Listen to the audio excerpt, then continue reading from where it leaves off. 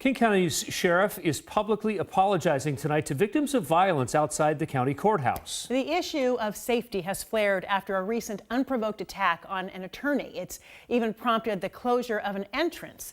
We are talking specifically about a one-block stretch of 3rd Avenue in downtown Seattle, adjacent to City Hall, to the park there, and across the street from the Downtown Emergency Services Center, which helps the mentally ill and chronic drug abusers.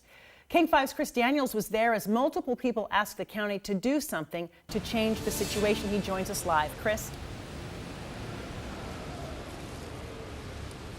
Yeah, Joyce, the biggest takeaway late this afternoon at the King County Courthouse is that the council is going to look for emergency funding to put full-time uniformed officers outside the 3rd Avenue entrance of the courthouse whenever it may reopen. It has not yet, and that came after an apology from the King County Sheriff. I humbly say that I'm sorry on behalf of the Sheriff's Office, but I'm also digging in my heels because we're going to do something about it for you, okay? In and out with phone.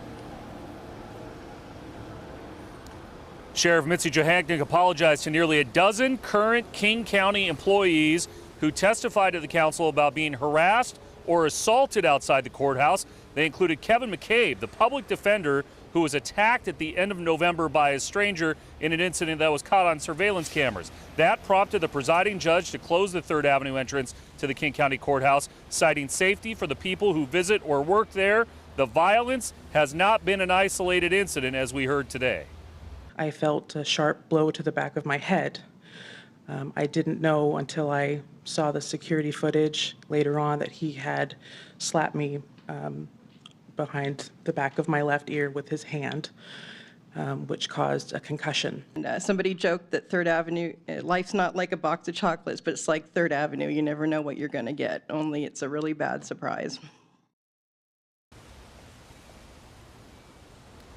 The late word here in just the last half hour is that the King County Council will consider an ordinance tomorrow to free up some of that funding, one-time emergency funding for those full-time patrol officers to stand outside the 3rd Avenue entrance of the courthouse when it does reopen. As of right now, it's not slated to reopen until after the 1st of the year. The presiding judge in charge of the courthouse says when there are officers on the street, quote, it takes the temperature down.